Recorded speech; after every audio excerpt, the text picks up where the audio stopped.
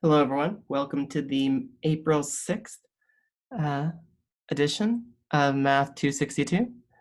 This week's a busy week, and so we're going to have your mock exams due on Tuesday on Chapter 9 material. This follows the same format that we've been using. Your web assigns will be due on Wednesday night, and then we'll have the midterm on Thursday. The reason I have the web assign due on Wednesday and not later is because I want to make sure you've had a chance to do some web assign problems over all the material in the exam, and I want this your exam to come before Easter. That way, Easter weekend, you can spend time with your family. So we do not have class on Friday for Easter break, and I'm going to cancel the class on Monday after Easter. It's officially a day of school, but the Monday after Easter, we will not have class. So I will see you all on the Tuesday after Easter. All right, so let's begin. So today we're going to talk a bit about representing a function by a series. So that is, I want my function to equal some sum from 0 to infinity of an times x minus c to the n. This is what I want to be true. So on the right-hand side, it looks like a0 plus a1 times x minus c plus a2 times x minus c squared, etc. So what are these coefficients? And we're going to do a little bit of an exercise to find out what these coefficients on the right must be equal to. So the first thing we do to solve for some of them is to plug in c. So if I plug in c on the left-hand side, I just get f of c. And on the right-hand side, I get a0 plus a1 times c minus c plus a2 times c minus c squared. And let me include one more term here.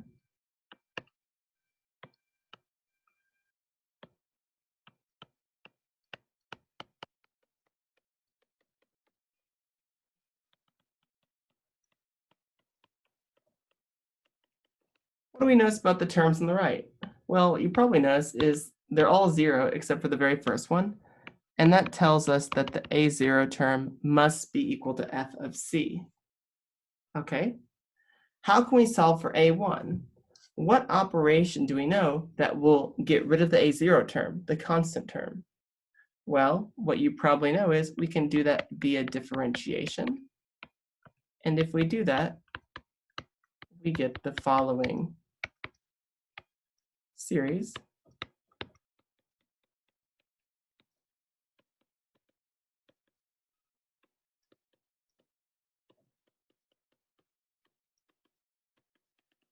Okay. And well, now we plug in c. And we get f prime of c equals a1 plus 2 times a2, c minus c, plus 3 times a3, c minus c squared.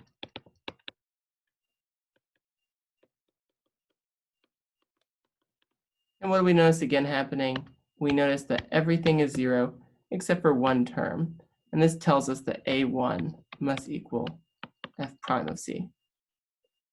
Well, let's continue this pattern, this trend. Let's take the second derivative now. And what we get is 2 times a2 plus 3 times 2 times a3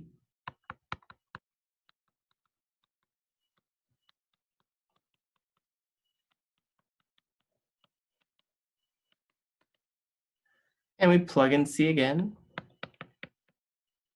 But this time we get 2 times a2, and we know that the other terms all go to 0.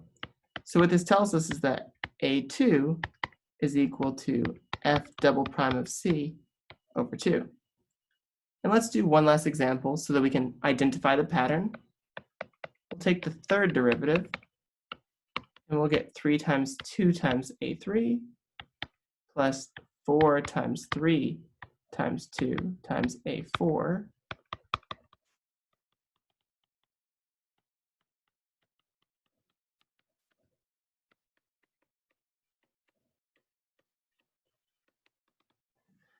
we plug in C, and we get 3 times 2 times A3.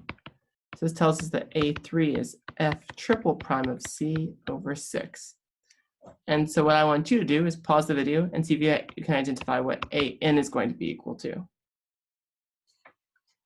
Well, what you can probably guess now is that AN is equal to, you take the nth derivative of F, you plug in C, and you divide by n factorial. And so that's a theorem that we should know, that if f of x is equal to the sum on for all x in an open interval I containing C, then we know that AN is exactly what we just said it was equal to. So the terms of this power series all involve various derivatives of our function f, and this is what we call the Taylor series of f at C. It's essentially just the Taylor polynomials from before, but we keep adding up and up and up. So let me create that definition now. If a function f has derivatives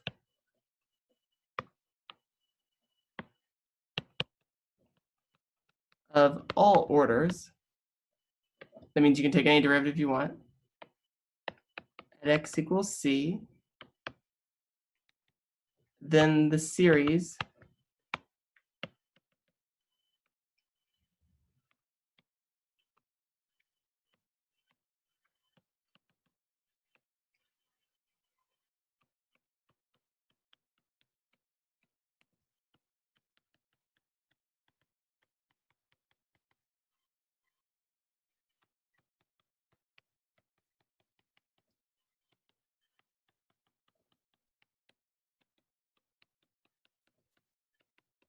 this is called the Taylor series.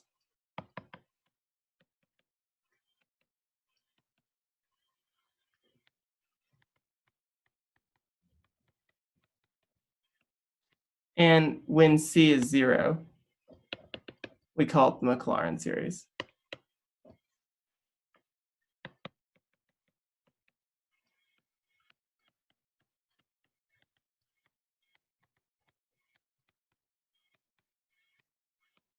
All right.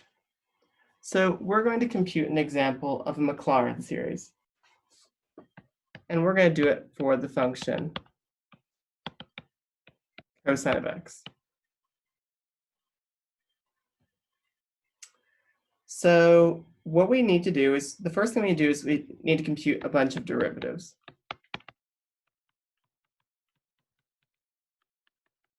And we need to spot the pattern.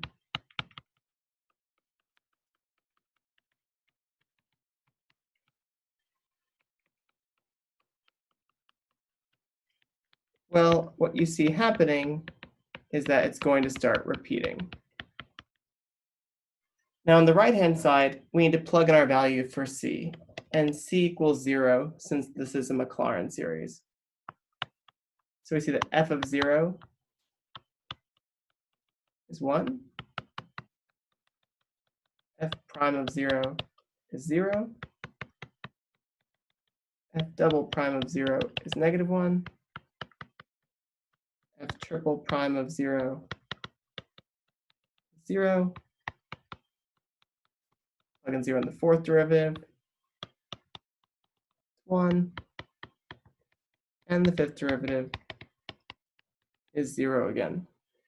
So this allows us to write down our series because we see that the derivative is repeating itself every 4 derivatives. So what this tells us is that our Taylor series should look something like this. We have f of 0 plus f prime of 0 times x plus f double prime of 0 over 2 factorial x squared plus f triple prime of 0 over 3 factorial. And then we have the fourth derivative, and it just keeps going. So that should be 1 plus 0 times x plus negative 1 over 2 factorial x squared plus 0 over 3 factorial times x cubed plus 1 over 4 factorial times x to the fourth. This just uses the numbers here on the right that we calculated before. And so we can simplify this to 1 minus x squared over 2 factorial plus x to the fourth over 4 factorial. And if you notice the pattern, these should be the next few terms. So if I want to write this as a series that's easy to identify, obviously there's an alternating component to it. And we only see even powers of x appearing, and they're divided by 2 n factorial. So this is the Taylor series of the cosine, or the Maclaurin series.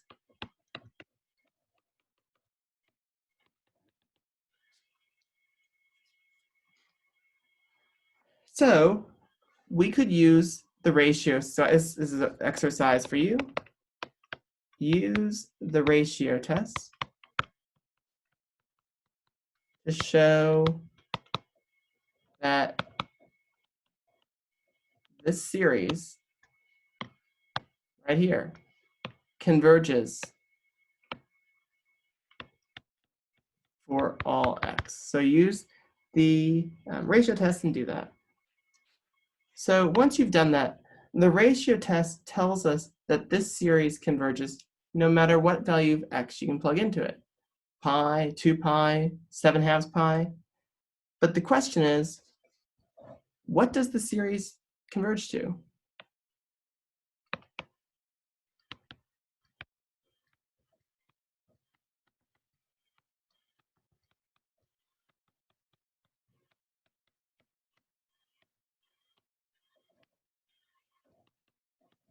We want it to converge to the cosine, but we don't actually know that it does. We haven't learned anything that told us that. Fortunately, though, we know a theorem from a couple sections ago called Taylor's theorem, which tells us this. If I look at the Taylor polynomial, the nth degree Taylor polynomial,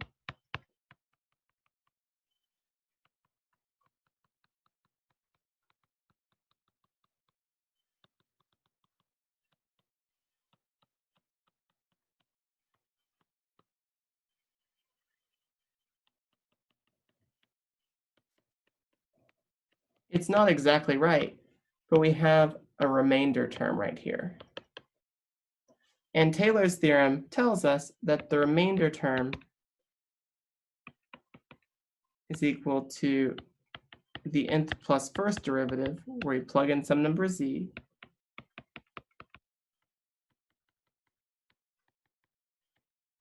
where z is between c and x. Okay. So here's a theorem we need to prove that's going to help us a lot. Theorem. If the limit of these remainders equals 0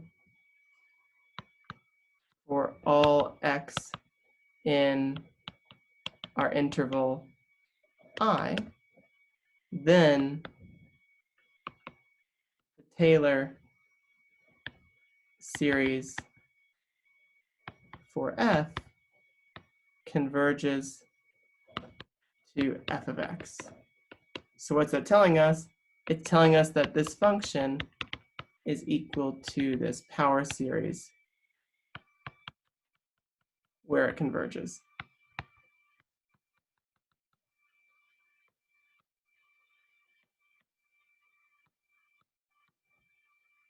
All right. So let's actually prove that because it's not so hard. It's good to see where the abstract parts of the class meet the theorems that you use. This is what the more advanced math classes are about. They're about proving and understanding why something's true based on your assumptions. And even though we don't do that in this class, it's good to practice that skill. So for a Taylor series,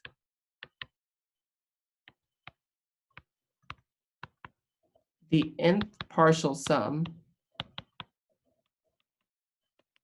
is the nth Taylor polynomial from way back when.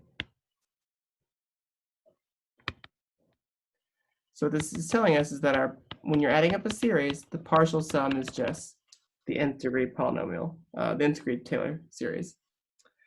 So what this tells us is that our Taylor polynomial is our function minus the remainder term.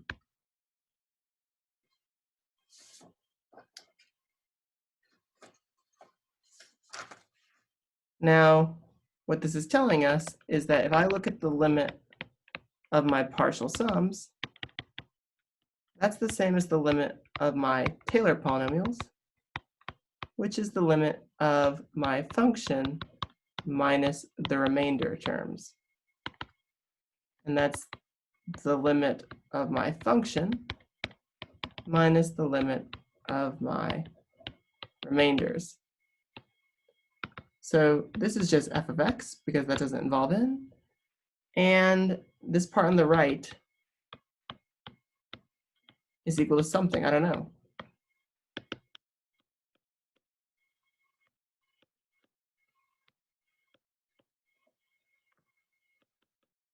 So what that limit has shown me is the following statement.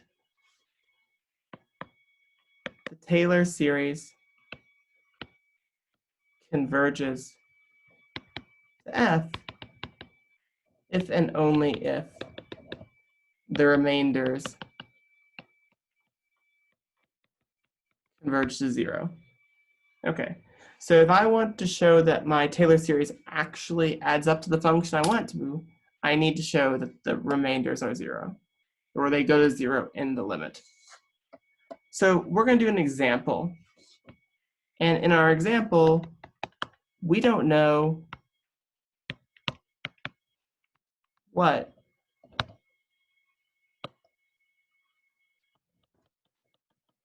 the n+1 derivative is when we plug in z. See, that's a term that's very important in our remainder. If you go up here, you see in our remainder, there's this term where we plug in z, some number we don't know, into the n+1 derivative. So we don't actually know what that is, but if we can bound it, we should be good.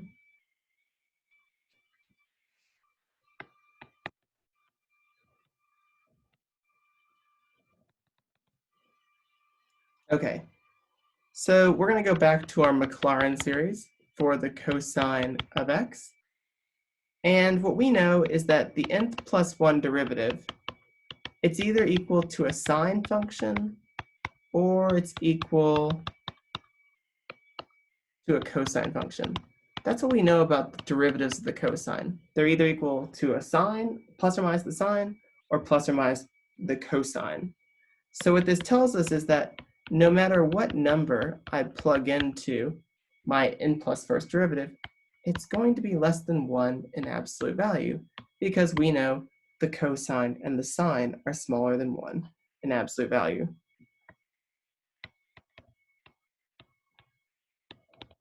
Okay, so let's take a look.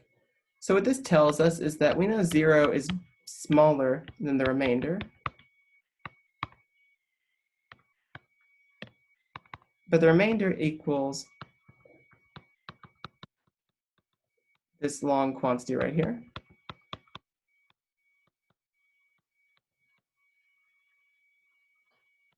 The reason this is just x is because it's supposed to be x minus c, but c is 0 in this case.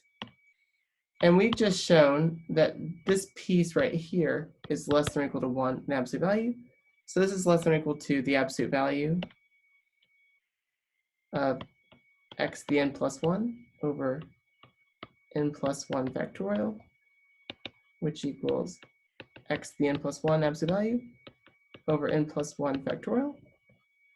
And we know from some work in section 9.1, section 9.1 tells us that the limit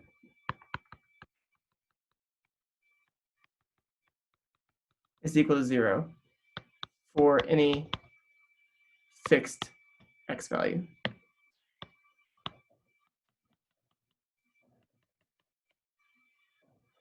So by the squeeze theorem,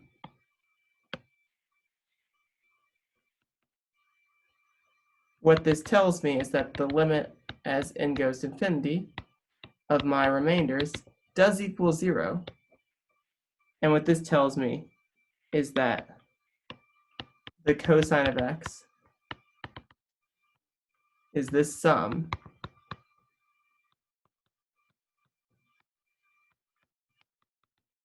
for all x, because we showed that the remainders always go to 0 for all x values. Therefore, this series always converges to the cosine. So now I think it's a good time to actually see how this works on Desmos. So we have our cosine curve, and let's put that in black. And let's start listing the Taylor polynomials. We have the first Taylor polynomial,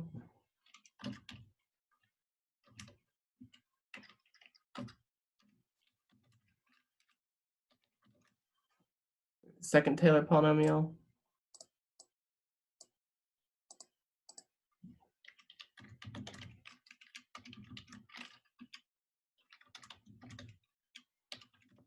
third Taylor polynomial. I'll do a couple more.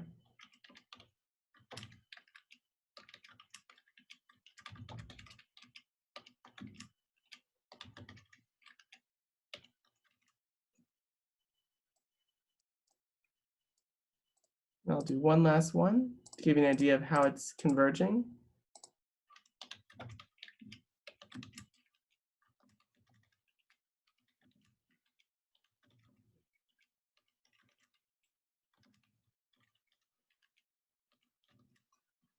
And you can see how each successive polynomial becomes a better and better approximation of the cosine. And as you increase the degree, it will slowly spread out to the other values. Obviously, this works best around 0 and does not work very well right now around like 20. But as you increase the degree of the polynomial, the approximation will get better. Well, let me know if you have any questions. I'll see you all tomorrow.